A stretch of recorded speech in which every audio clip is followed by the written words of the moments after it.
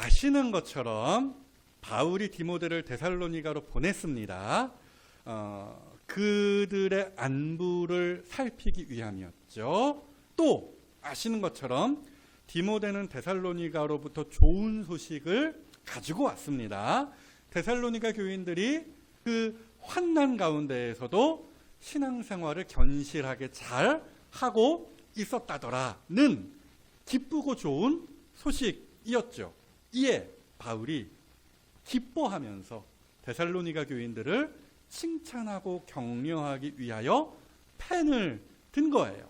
그게 바로 지금 우리가 계속해서 살피고 있는 데살로니가 전서입니다.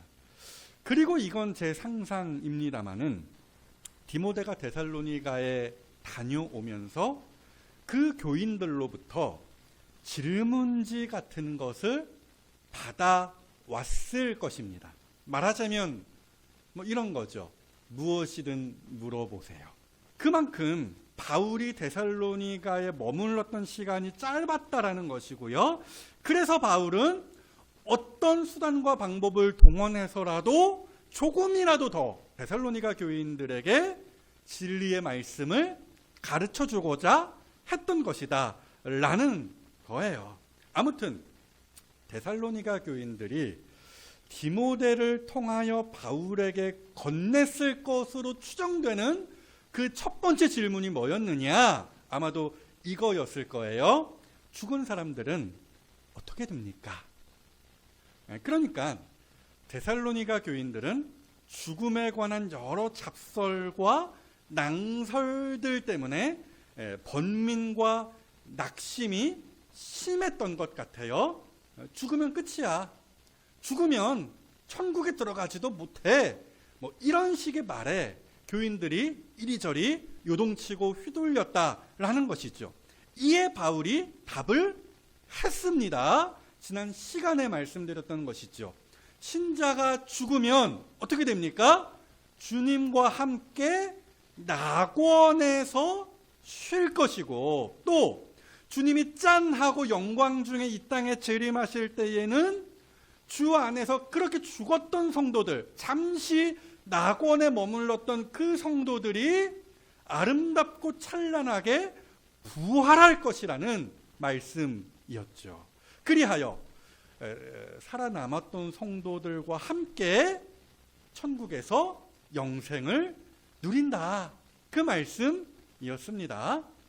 사랑하는 여러분, 그러하기에 성도는 죽음을 겁낼 필요가 없어요.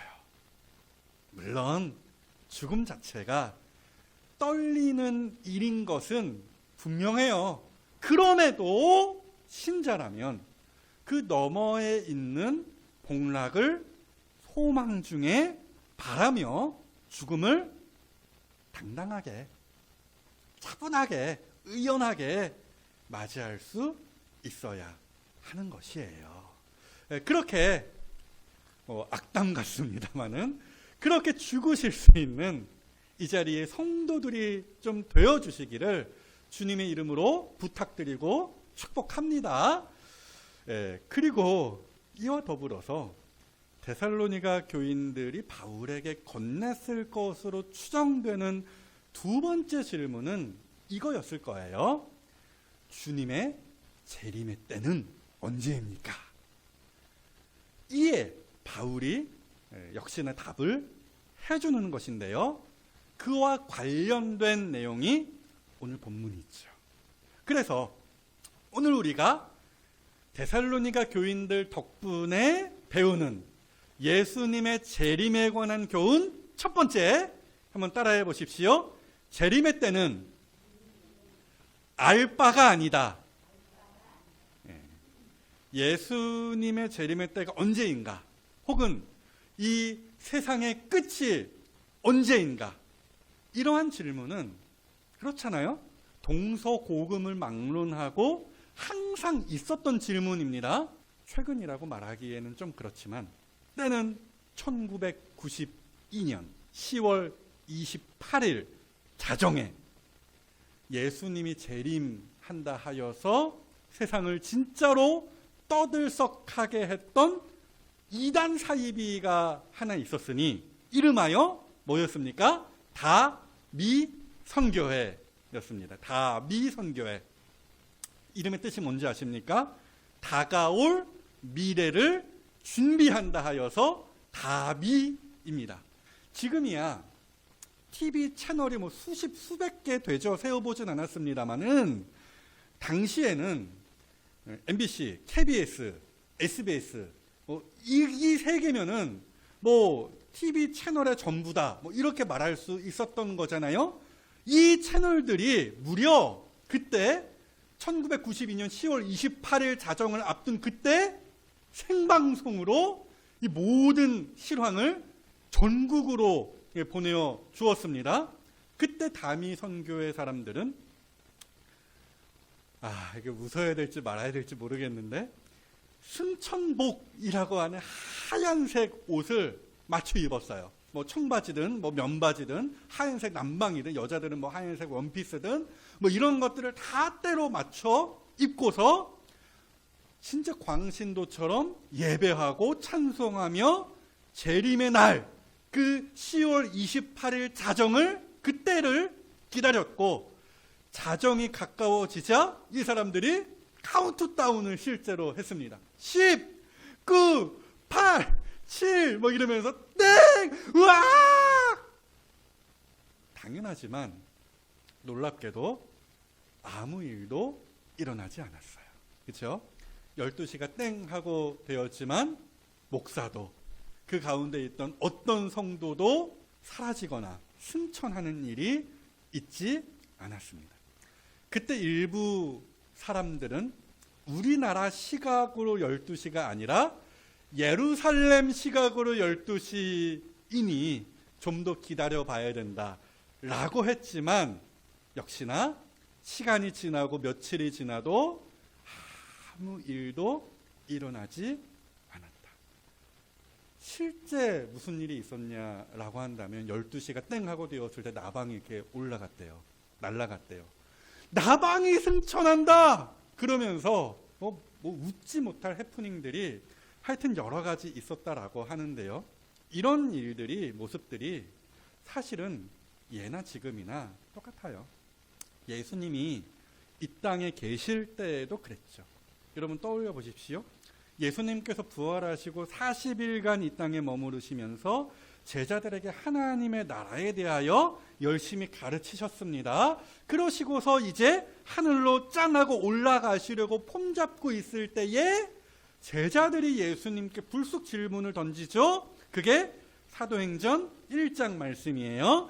그들이 모였을 때에 예수께 여쭈어 이르되 주께서 이스라엘 나라를 회복하심이 이때니까 하니. 그러니까 예나 지금이나 재림의 때가 언제인지, 세상의 그 마지막 날이 언제인지 이것이 모든 사람들의 초미의 관심사였다라는 거예요. 아무튼지 간에 이에 예수님께서 뭐라고 답하셨냐? 이거 우리가 주목해서 보아야 합니다. 이르시되 때와 시기는 아버지께서 자기의 권한에 두셨으니 너희가 알 바 아니다. 무슨 말씀입니까? 그때를 논하고 계산하고 하는 거 다 쓸데없는 짓이다라는 거예요. 그리스도의 재림의 때가 언제인지, 세상의 끝날이 언제인지에 대한 그 관심을 끄라는 거예요. 왜요? 하나님께서 다 알아서 하시는 일이기 때문이다 라는 말씀이죠. 아무튼 분명한 것은 하나님께서 정하신 그 때가 있다라는 것인데요. 하지만 보세요.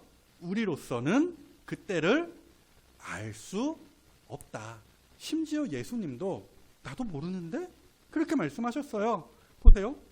그러나 그 날과 그 때는 아무도 모르나니, 하늘의 천사들도 모르고 또 누구도 모른대요. 아들, 예수님 자기 자신을 가리키시는 말씀이에요. 아들도 모르고 오직 아버지, 하늘에 계시는 성부 하나님만 아시느니라.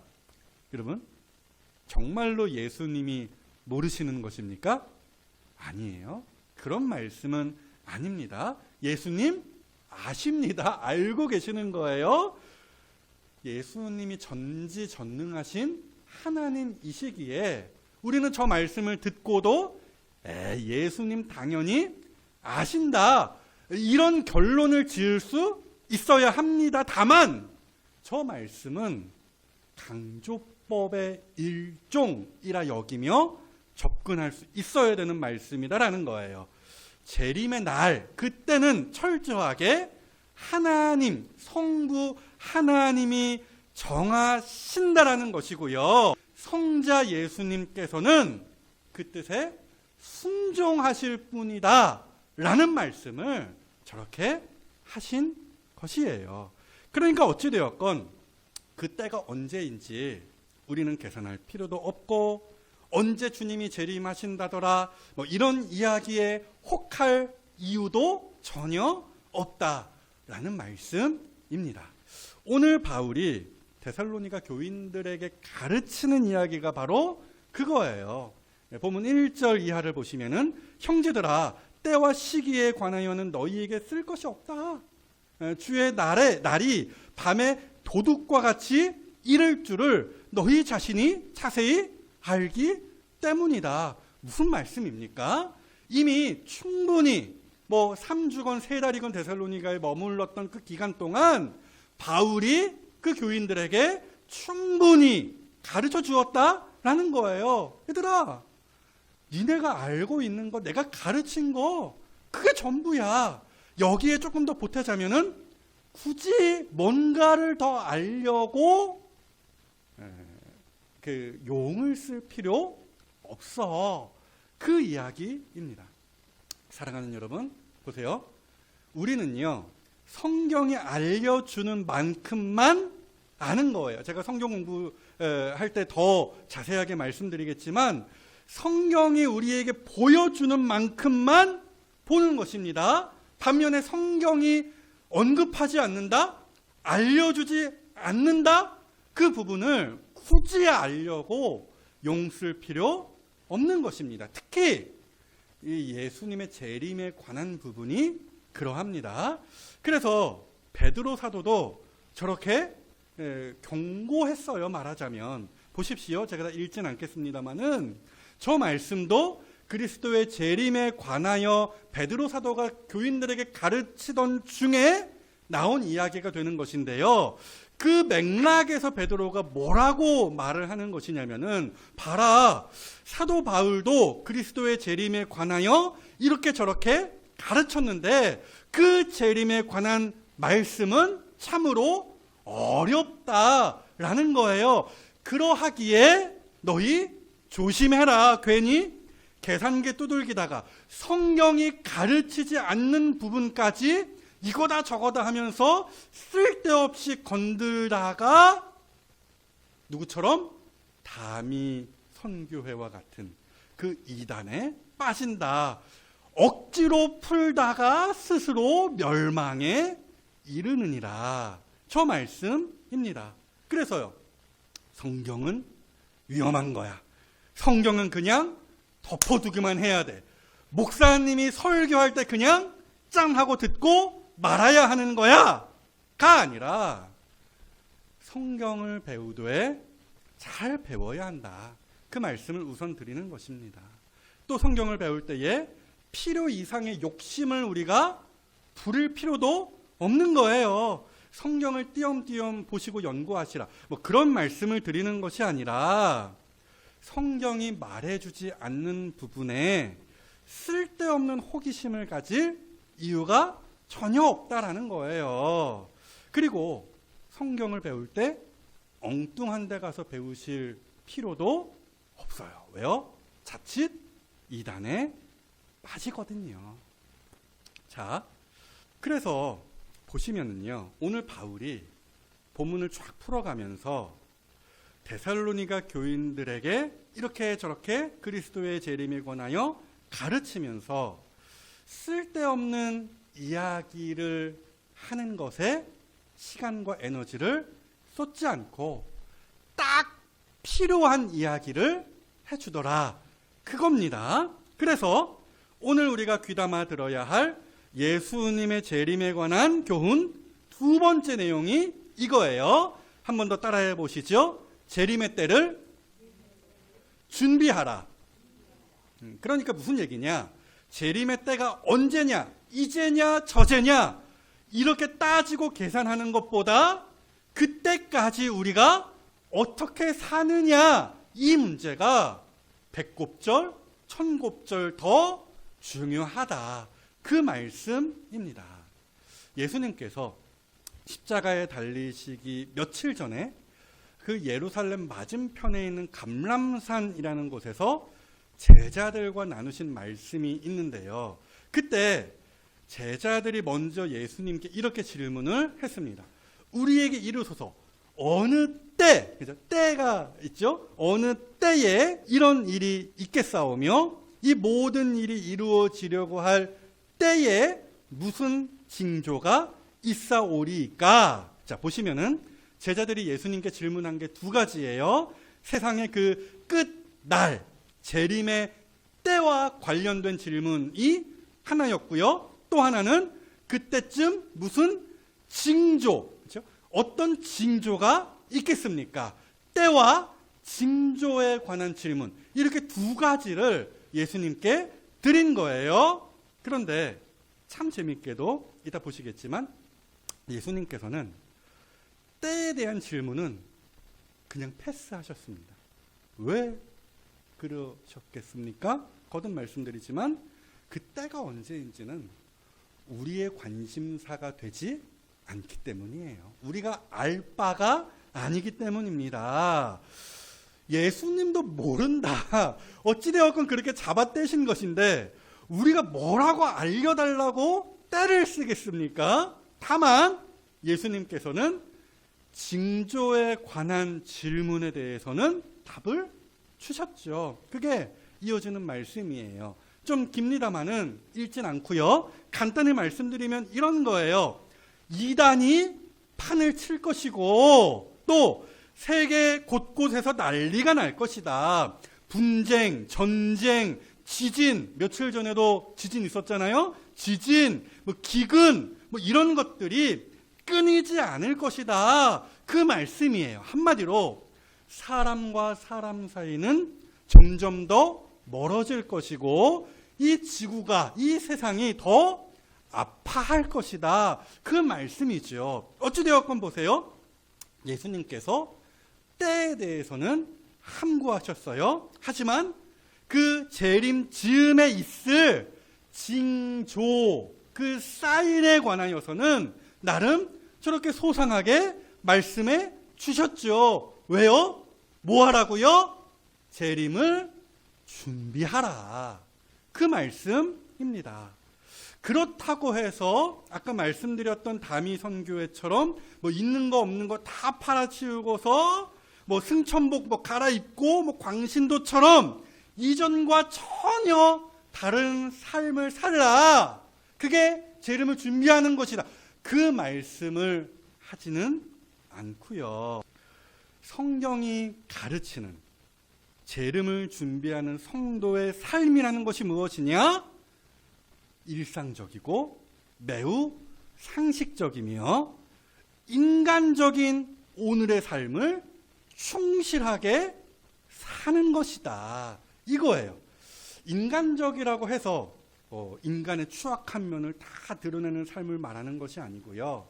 예수님 믿고 회복된 인간성으로 거룩하게 사는 그리스도인의 바로 그 삶을 이야기하는 거예요. 오늘 바울이 그 이야기를 마저 합니다. 보세요. 5절 6절 말씀이죠. 너희는 다 빛의 아들이요 낮의 아들이라. 우리가 밤이나 어둠에 속하지 아니하나니. 그러므로 어떻게 살래요? 우리는 다른 이들과 같이, 어둠의 자식들과 같이, 예수 모르는 사람들과 같이, 성경을 모르는 사람들과 같이 자지 말고 오직 깨어 정신을 차리라. 그렇게 권면하고 있는 것이죠. 보십시오. 그리스도의 재림을 준비하는 성도들은 부산 떨지 않아요. 무슨 천복 갈아입고서 뭐 다 한날 한시에 모여가지고 와 이러지 않는다라는 거예요. 그죠? 구원받은 하나님의 자녀라는 정체성을 가지고 세상 사람들과 다른 오늘의 삶을 살아갈 뿐이다. 그 말씀입니다. 그래서 저기 보시면은 세상 사람들은 다 자고 있는 상태다. 그렇게 이야기를 하는 것이에요. 하나님이 기뻐하시는 삶에 대하여서 전혀 완전 무감각한 상태를 말하는 것입니다. 마귀와 세상과 자기 욕심을 맹목적으로 좇는 그 모습을 이야기하는 거예요. 하지만 제 이름을 간절히 고대하는, 소망하는 빛의 자녀인 우리는 다르다라는 것이죠. 말하자면 하나님을 사랑하고 그의 말씀에 순종할 뿐 아니라 세상 사람들보다 더 의로워야 해요. 그리고 성도를 존귀하게 여기며 섬기는 것이지요. 바로 이것이 재림을 준비하는 그리스도인의 현재적 삶이다.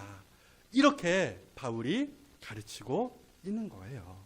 그런데 참 희한하고 참 안타깝게도 어찌하여 그리스도인들이 세상에 사는 사람들과 하나도 다르지 않더라. 이게 오늘 이 말씀을 대하며 우리가 받는 도전이에요. 여러분 그렇지 않습니까? 그리스도인이라는 그 이름의 의미가 무엇입니까? 그리스도를 닮아가며 조금 더 확장시키면 그리스도를 기다리는 사람이다 라는 것인데요. 그런데 참으로 희한하게도 교회 장로고 목사라고 한다는 사람들이 사회적으로 하지 말라는 짓을 더 열심히 하고요. 인간적으로도 비상식적인 모습들을 너무나 많이 보여줍니다.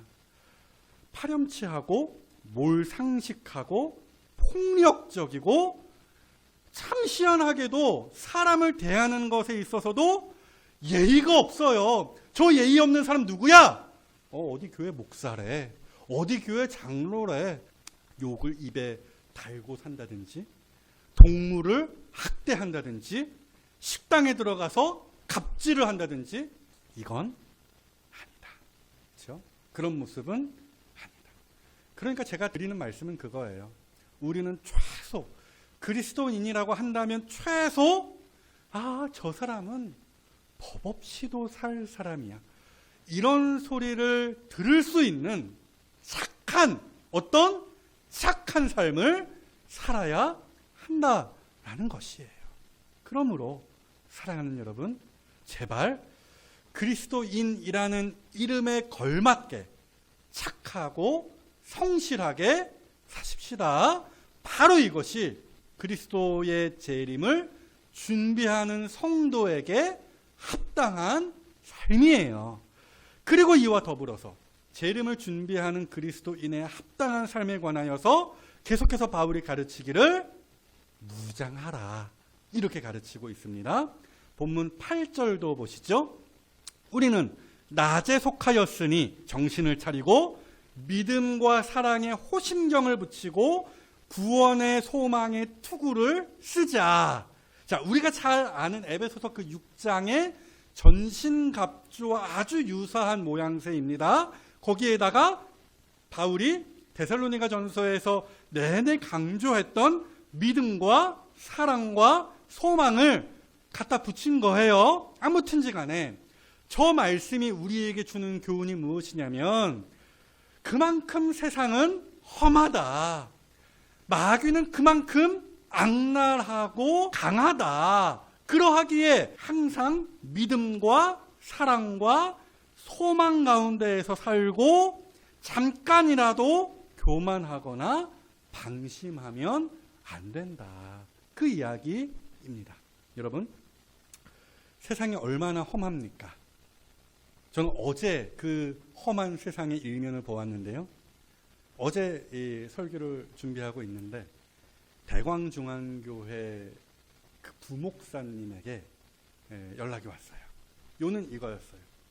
누군가가, 누군지는 몰라요. 어디 회사다 단체다 그렇게 이야기를 했다고 하는데 전화가 와서 교회로, 대광중앙교회로 전화가 와서 한다는 이야기가 100만 원을 내주면 뭐 어떤 서비스를 계속 이어주겠다, 뭐 이런 거예요. 한마디로 교회를 상대로 사기를 쳐먹으려고 했다라는 거예요. 그것도 놀랍게도 최주봉 목사의 이름을 거론하면서. 어쨌거나 저랑 그 부목사님이랑 한 입으로 말한 게 뭐냐면, 야, 눈 뜨고 코 베어가는 세상이네요. 이렇게 이야기를 했습니다. 여러분, 이런 거는요, 영적으로도 똑같아요. 마찬가지예요. 세상 돌아가는 꼴을 보십시오. 점점 더 그리스도인으로서 살아가기 힘든 세상이 되어가요. 점점 사랑이 식어가고, 그렇죠? 그렇게 뜨거웠던 신자들의 그 믿음의 열정도 식어가며 교회가 점점 망해가는 그러한 세상, 영적이지 않은 것이 지배하는 그러한 세상을 우리가 살고 있는 것이지요. 이럴 때일수록 성도는 어떻게 해야 됩니까? 더욱 정신을 차리고 영적으로 무장하고 대비할 수 있어야 한다. 그 말씀입니다. 그래서 보십시오. 호심경이라고 했습니다. 번역이 저렇게 되어 있는데 흉배, 가슴을 보호하는 갑옷이죠. 또 투구라고 했습니다. 말할 것도 없이 머리를 보호하는 헬멧과 같은 것이죠. 그러니까 사탄과 세상의 공격은 집요해요. 때린데 또 때리고 까니마 또 깝니다. 그렇죠? 주로 그래서 사탄과 세상은 사람의, 성도의 마음을, 즉 가슴을 흔들어 놓습니다. 또 온갖 잡설들로 성도의 머리를 혼란스럽게 해요. 그렇잖아요. 이에 성도는 믿음과 소망과 사랑을 그 머리와 가슴에 채울 수 있어야 한다. 그게 믿음과 사랑의 호심경을 붙이고 구원의 소망의 투구를 쓰는 것이고요. 딱 한마디로 그냥 정리하면은 따라해 보세요. 성경 공부를 열심히 하라. 그 얘기입니다.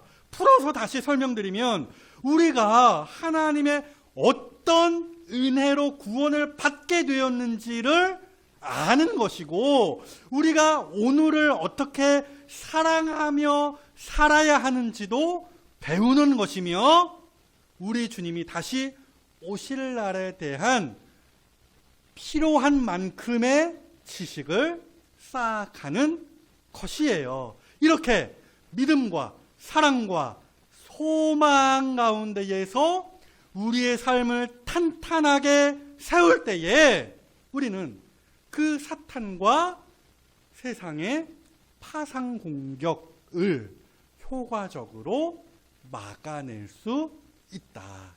이 말씀입니다. 아무튼지 간에 사랑하는 여러분, 이 세상은 망하는 길로 치닫고 있어요. 과학기술이 발전해서 무병장수하고 무슨 어디 우주를 막 여행하고 그런 일은 공상과학 영화에서나 있는 일입니다. 분명 세상은 망하는 길에 들어서고 있습니다. 전쟁, 지진, 기근, 하여튼 말도 안 되는 일들로 이 세상은 점점 기울어지고 있는 것이죠.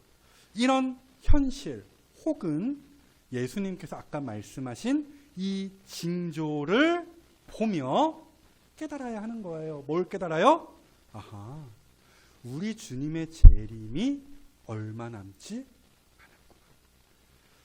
이런 걸 보고 전혀 캐치하지 못하는 사람, 주님의 재림이 임박했다라는 것을 캐치하지 못하는 사람, 즉 성경을 알지 못하고 예수님도 믿지 않는 그 사람들, 이 세상이 전부인 줄 알고 오늘을 그저 흥청망청 사는 그 사람들은 도둑같이 임하는, 급작스럽게 임하는 그 재림의 날을 보게 될 것이죠. 버트 그러나 재림을 착실하게 준비한 우리에게, 그렇죠?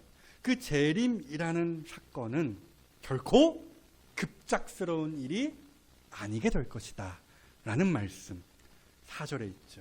형제들아 너희는 어둠에 있지 아니하매 그날이 도둑같이 너희에게 임하지 못하리니. 그래서 바라기로는 주와 함께 영생할 그날을 소망 중에 바라보시며 좁은 문, 좁은 길을 고집하며 오늘을 빛의 자녀답게 사심으로 주님이 재림하시는 그날 에그머니나 화들짝 놀라는 사람 되지 마시고요. 이렇게 말할 수 있어야 되겠죠. 주님, 내가 주님 오실 날을 기다리며 이렇게 열심히 준비했습니다. 이렇게 말하실 수 있는 성도가 되어주시고요. 또 우리 주님으로부터 잘했다, 착하고 충성된 종아, 이 칭찬을 받으실 수 있는 이 자리의 모든 성도들이 다 되어주시기를 장차 우리를 위하여 영광 중에 재림하실 우리 주님의 이름으로 축복합니다.